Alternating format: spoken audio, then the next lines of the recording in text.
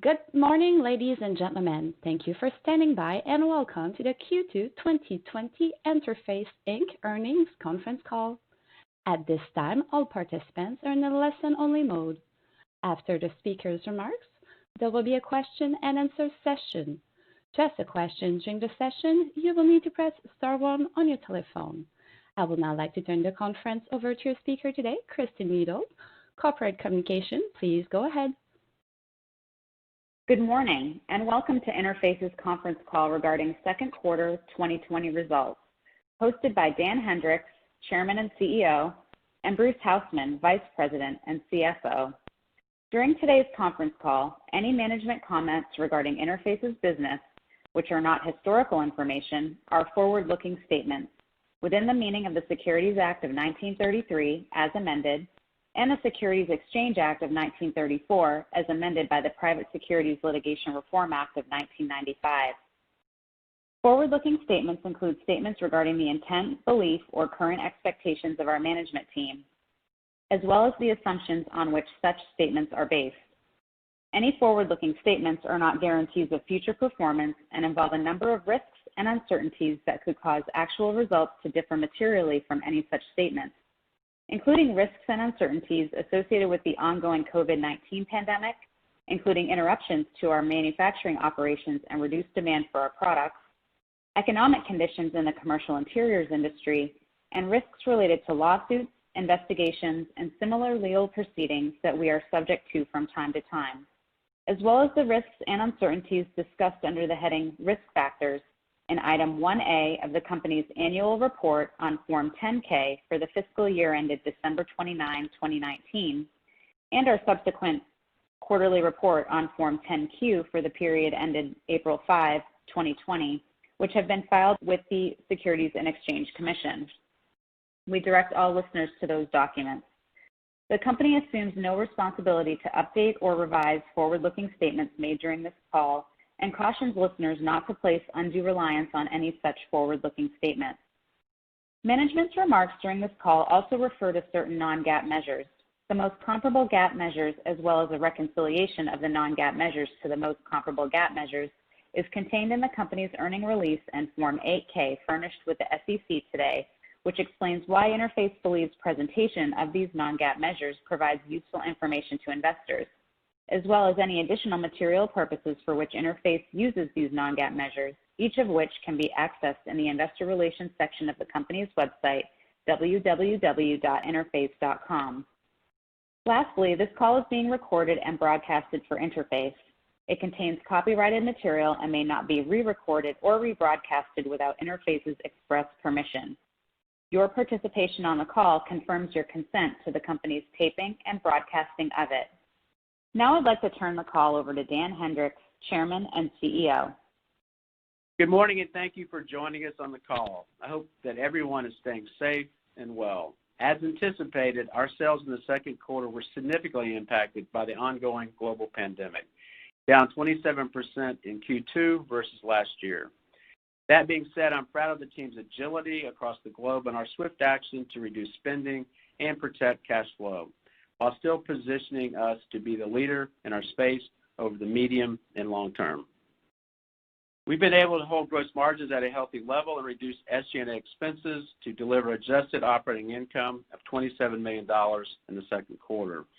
We generated strong cash flow from operations of $48 million in the quarter, ending the quarter with $331 million of liquidity. We also recently amended our credit facility to provide enhanced financial covenant flexibility through the end of Q1 2022. We have maintained our sales organization and continue to invest in product innovation to drive share gains and long-term growth. We remain steadfastly committed to our purpose and climate mission and are on track to deliver our first ever carbon-negative carpet tile this year. Before I share more about our innovation and sales initiatives, let me first turn the call over to Bruce to discuss our second quarter results in more detail. Bruce? Thank you, Dan, and good morning, everyone.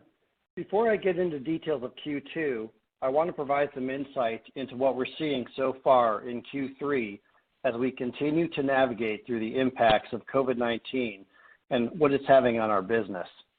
As mentioned in last quarter's call, the more severe the lockdown, the more severe we see a decline in revenue.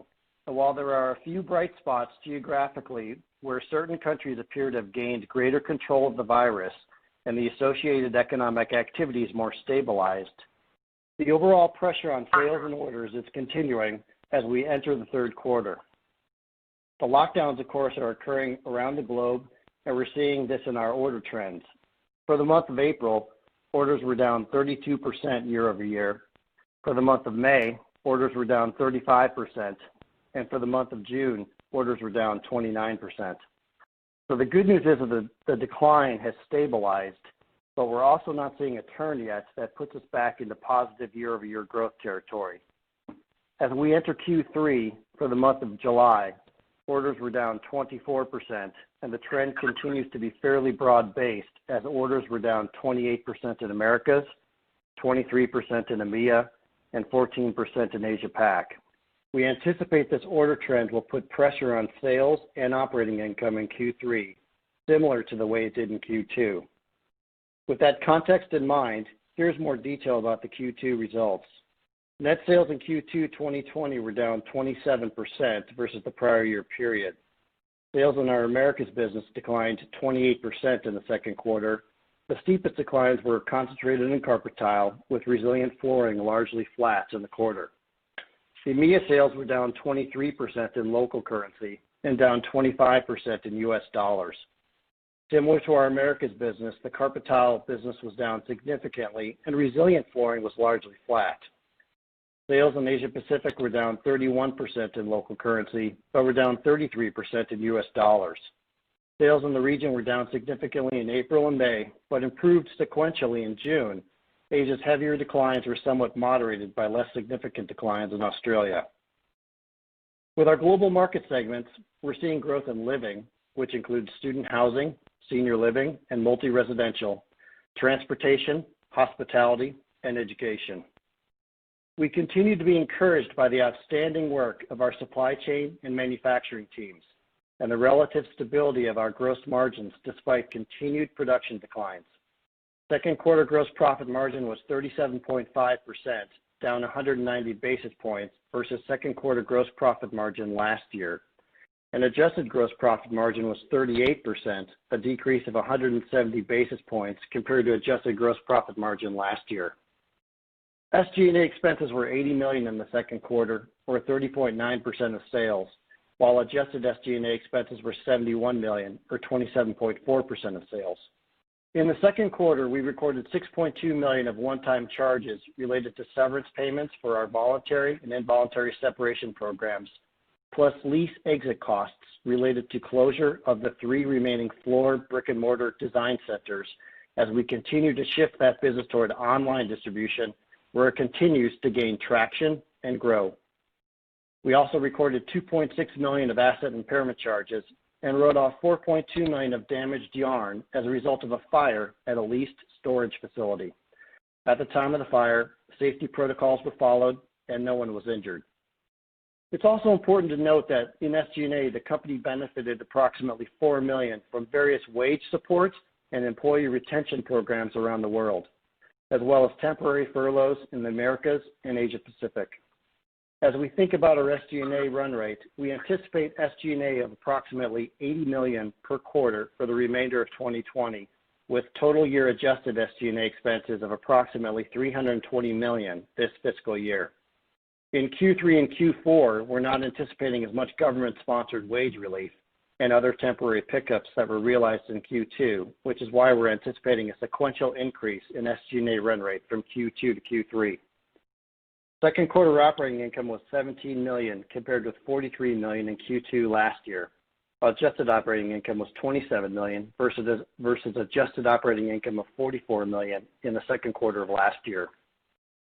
We recorded net income of $5 million in the second quarter, or 8 cents per diluted share. Adjusted net income was $16 million, or 27 cents per diluted share in Q2. And adjusted EBITDA was $38 million in the second quarter. Please refer to our press release for reconciliations of all GAAP to non-GAAP measures. Turning to our balance sheet, we continue to vigilantly manage cash and maintain healthy liquidity. As previously announced, we recently amended our syndicated credit facility, providing for enhanced financial covenant flexibility through the end of Q1 2022. Net debt, or gross debt minus cash on hand, was $528 million, and the latest 12 months adjusted EBITDA was $181 million at the end of Q2, resulting in leverage ratio of 2.9 times, calculated as net debt divided by adjusted EBITDA. Interest expense was $5 million in the second quarter compared to $7 million in Q2 of last year, and depreciation and amortization was $10 million in the quarter versus $11 million in Q2 of last year. Capital expenditures were $13 million in the second quarter compared to $15 million in the second quarter of last year, and we anticipate $45 to $50 million of capital expenditures for the full year 2020, including planned investments in backing and tufting technologies in the Americas. With that, I'll turn the call back over to Dan. Dan? Thanks, Bruce. As I mentioned earlier, we have exciting product innovations in the works and remain focused on driving growth in our business. Our carbon-negative carpet tile is a huge win for the environment that will also expand our market opportunity in carpet tile with a new non-PVC and bio-based backing offering.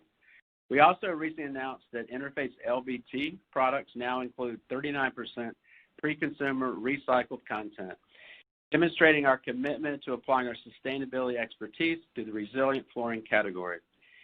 We most recently previewed our new open-air carpet tile collection, which pairs classic patterns and neutral colors to offer more options for larger footprint spaces and is developed to fit any budget.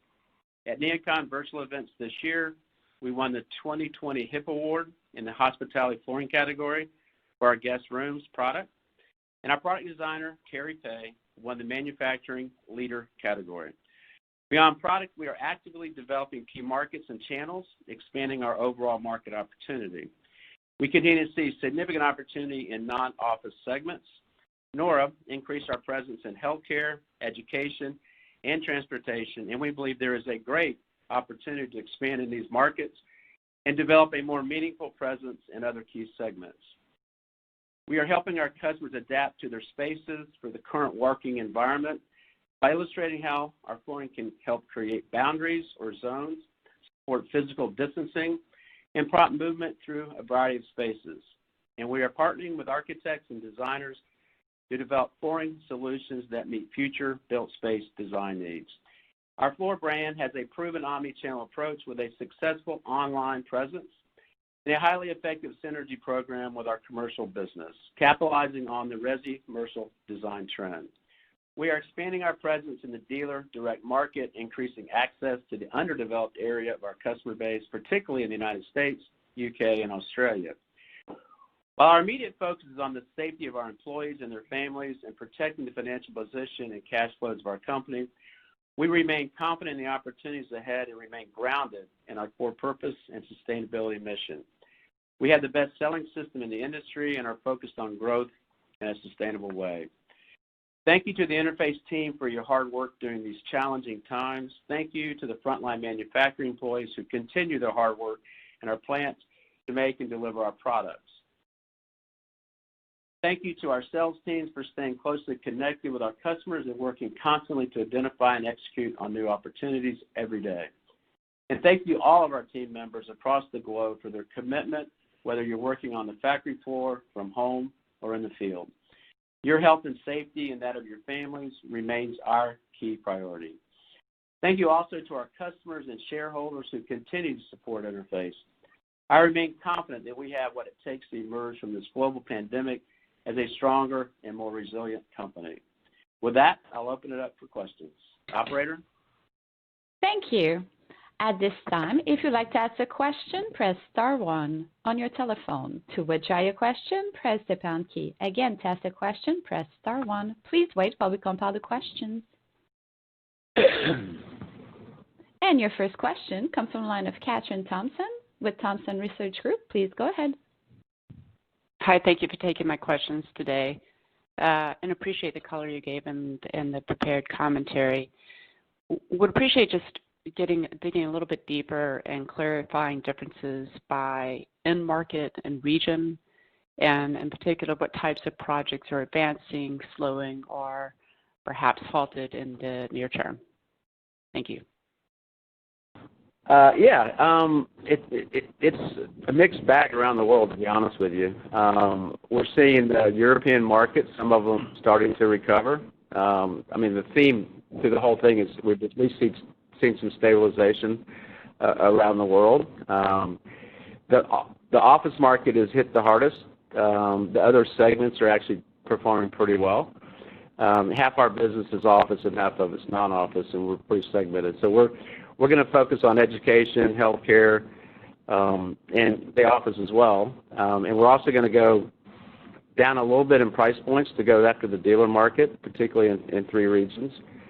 So it's stabilizing, and we're going to take advantage of it and go after it. I think we have the best selling system in the world, and we're just going to go after business and sell. Okay. Thank you. Are you seeing any meaningful changes to shipping rates given the reduction in oil prices? Are there any changes in shipping rates just due also to changes in global demand trends?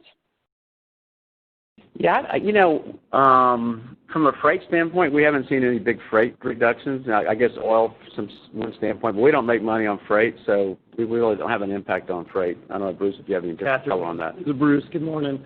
We are seeing a deflationary environment. Yeah, so for sure. In the back half with our input costs. Yeah. As you know, freight is not a big component of our input costs, but the rest of the stuff, we'll get some pickup in the back half. Yeah. We should get some pickup next year as well. Right. So 90% of our raw material inputs are oil-based. So, yes, we will see some benefit from that. Yep. Okay. And then final question for today. So many companies are having to make major adjustments that have had, in general, a positive impact on margins, at least in the near term. What structural changes do you anticipate not going away, even with an improvement in volumes? And which ones do you think will transition back to kind of quote-unquote normal? Kathy, we're right-sizing this business to demand, and we're going to focus on products. We're going to focus on innovation in our selling system, and we're going to right-size the business to what we see out there. Stabilizing today around 25%. Hopefully we've hit the bottom, and we're going to go back the other way. So we're going to right-size SG&A to meet demand. And Catherine, this is Bruce. One of the business, of course, is that if you think about our manufacturing environment, it's about 30% fixed, 70% variable, which gives us a lot of flexibility around the globe to flex our cost structure. And I just want to give a shout out to our manufacturing teams and the fantastic job they did throughout the quarter at navigating through the environment. Our production was down, and we brought finished goods inventory down $30 million throughout the quarter. So you may notice our inventory was down $8 million, and so some of that was some raw materials that we brought in. But the team just did a great job at navigating through the environment and really flexing through with the variable cost structure of the business. Yeah, I like our margin profile and the gross profit line. We've done a great job managing that. Great. Thank you very much. And your next question comes from the line of David MacGregor with Longbow Research. Please go ahead. Yeah, good morning, everyone. Maybe just pick up on that last point. You talked about being pleased with the gross margin profile. Is there any way you can bridge that 170 basis points for us? I'm sure a lot of it is just productivity associated with a lower volume, but just wondering price and anything else that might be in there. Well, I will tell you, having production down 37% and only having 170 basis points degradation in the margin, that shows you that our margin profile is pretty bearable, and we're able to meet demand with that. So, sure. I think that's going to stead well for us in the future, that margin profile. And our manufacturing folks, and Bruce said it, have done a great job in adjusting to the production levels. Yeah, and David, I would just add, this is Bruce, that our selling organization has done a great job at holding price. Yeah, for sure. And so between the holding price with of what our product demands through innovation and through design, and our leadership position has done really well, accompanied with our manufacturing environment that has a large variable component to it. Right. And so I guess you mentioned deflation in the second half. How would deflation in raw materials and production inputs have impacted the second quarter gross margins? We did have a pickup in the second quarter. It wasn't a large one on input costs because, as you can imagine, we buy the raw materials and then we manufacture it. It goes into inventory and then it eventually flows through. We'll see more of the pickup in the back half of this year. Yeah, our pricing is a quarter basis on our yarn inputs. Yeah, we adjust it per quarter. I'm sorry. Could you repeat that? You cut out on me. So from one of our biggest raw material inputs is yarn, and our supply contracts adjust quarterly to pricing. Okay. So we'll see a bigger impact in the second half. Got it. And then I guess secondly, you mentioned going after the dealer market and pursuing a lower price point. Are you taking equal products to the market, like equal weight product to the market with lower price point, or are you going to a lower price point with lower weight product? And then just talk about the different cost of service or the different cost of going to market with a dealer versus the spec market. Well, we have our products based in category 1, 2, 3, 4, and 5. The dealer market's a category 2 product, which we price it, we manufacture it to fit that market to keep our margin. So it's not a different system we go into from a product standpoint. We're just going to have more category 2 products. We're going to use our existing selling organization to sell in that market and focus on the dealer. It's basically treating the dealer like a customer and going after that business. Okay, so you're not taking like-for-like product down market. You're just going to emphasize a lower weight product within your line structure. Correct. Right. Okay. All right, that's good. That's what I had. Thanks very much. Good luck. Great, thank you. And your next question comes from the line of Keith Hughes with Truist. Please go ahead. Thank you. I think you said in the prepared comments resilient flooring was flat in the quarter. Is that correct? The resilient was relatively flat. And so there was heavier pressure on the carpet tile, and while resilient hung in there pretty strongly. And so within that resilient, how did Nora compare with the LVT goods? Nora has been our strongest category. Nora has held in amazingly strongly throughout the entire pandemic, and has done extremely well. And in certain pockets with the Nora business, you would never know that the COVID-19 pandemic is even happening. Yeah, I would say Nora's a big bright spot for us, and I think the second half's going to be pretty good for Nora. Yep. Why is it doing so much better than particularly carpet at this point? It's focused on healthcare, which obviously, and education, which both of those are doing very well, and transportation. So they're segmented differently from the office. So I was saying by your comment, it was up in the quarter. It was a positive in the quarter. Yep. Okay. And then on the SG&A spending, you talked about like $4 million of government-supported SG&A on the $71 million you reported. What other costs are going to be coming back as you go into the third? You're trying to hit $80 million. Yeah. So Keith, this is Bruce. So as you pointed out, it was a combination of furloughs and then the government-supported programs that gave us a pickup in Q2, and we don't anticipate as much of that in Q3.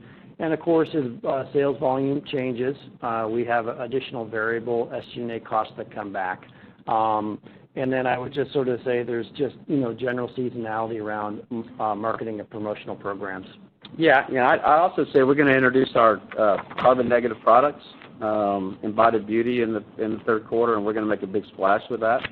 So we're going to invest in this backing system that I think is going to give us a big advantage. Are you looking at capacity reductions, particularly in carpet tile, given how weak that business is? Well, I think it's stabilized. I mean, we're down 37% in production, so I think we're going to look at, hopefully our capacity will go back up. We'll get some leverage there. Yeah, second half of the year. Keith, one of the beauties of the whole business that we're seeing it right on the income statement is the flexibility of the manufacturing environment to flex up and down, as well as the geographic presence that we have. Having manufacturing on 4 continents really helps us from a competitive standpoint. Right. And we're open for business around the world. Yep. Okay. Thank you. Again, if you'd like to ask a question, press star 1 on your telephone. And your next question comes from the line of Samuel Darkatch with Raymond James. Please go ahead. Good morning, Dan. Good morning, Bruce. How are you? Hey, Sam. Good. How are you? I'm well, thank you. I hope you and your families are doing well and staying safe as well.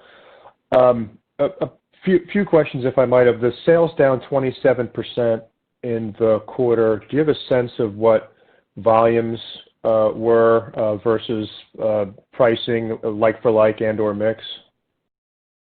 So, Sam, this is Bruce. It was mostly volume that was down, not price. Yeah, our price held. Yeah. So price was essentially flat year on year? Yep. Yeah. Yes, it was. Okay.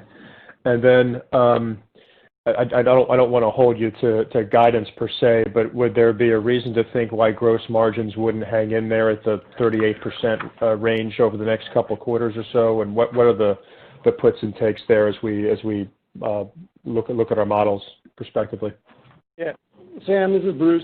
So, we think, and that's why we provided a little bit of insight into what we're seeing so far into Q3. We think that Q3 will look a lot like Q2 based on the data that we have. And so that's why we wanted to provide the order rates and where they're at the end of July. And, we'll continue to navigate through this, flex our variable cost structure similar to the way we did in Q2. We'll have a little bit more SG&A. We think our SG&A run rate is around $80 million a quarter. And so if you think about the top line, it'll probably be fairly in line with where we're seeing orders quarter to date, we believe. GP will be, we think, similar to Q2, and SG&A will be in the 80-ish million range. Two more quick questions, if I could. The commentary around finished goods inventory and production was very helpful. Thank you.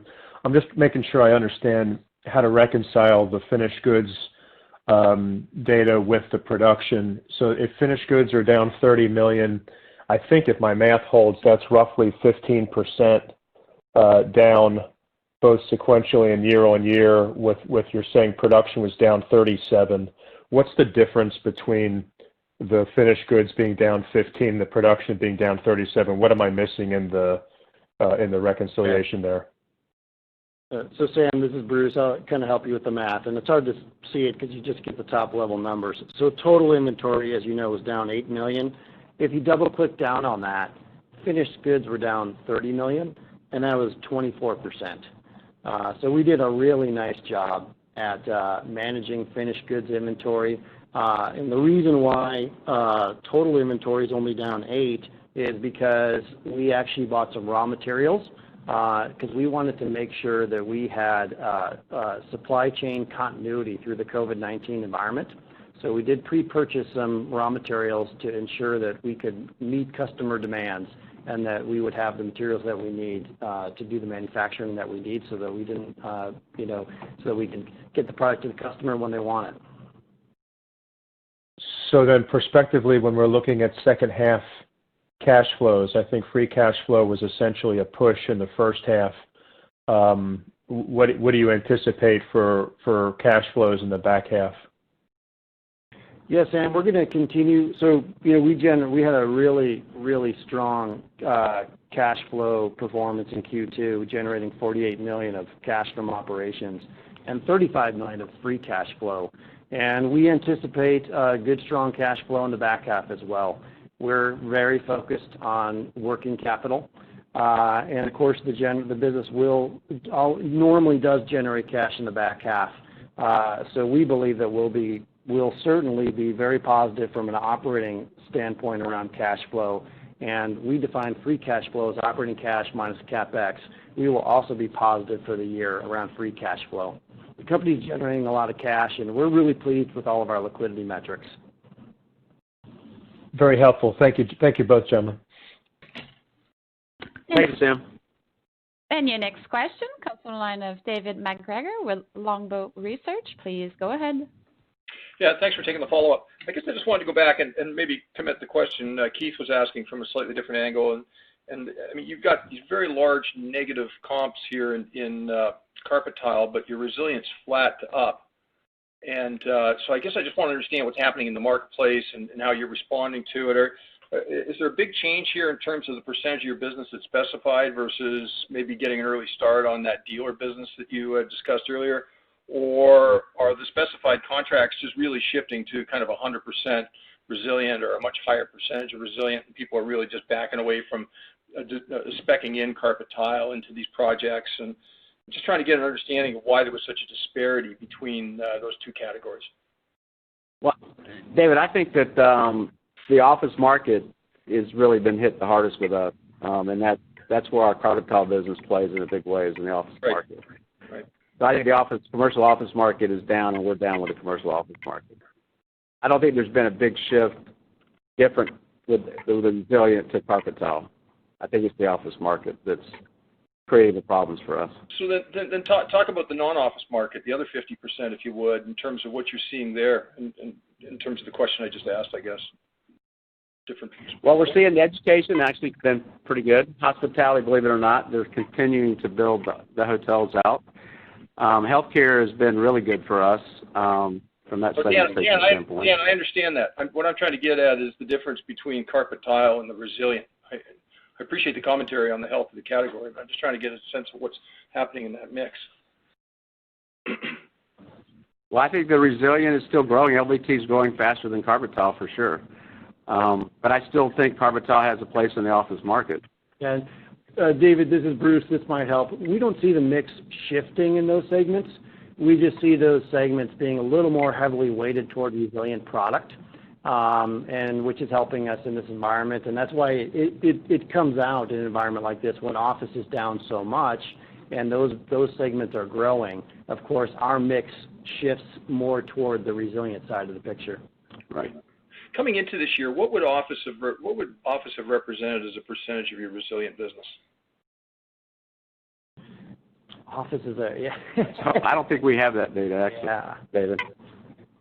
Okay. All right. Thanks, guys. All right. Thank you, David. And there are no further questions at this time. I will turn the call back over to the presenters for closing remarks. Well, thank you for listening to the call. I hope to talk to you next quarter as well, and please be safe in this environment. Thank you. This concludes today's conference call. You may now disconnect.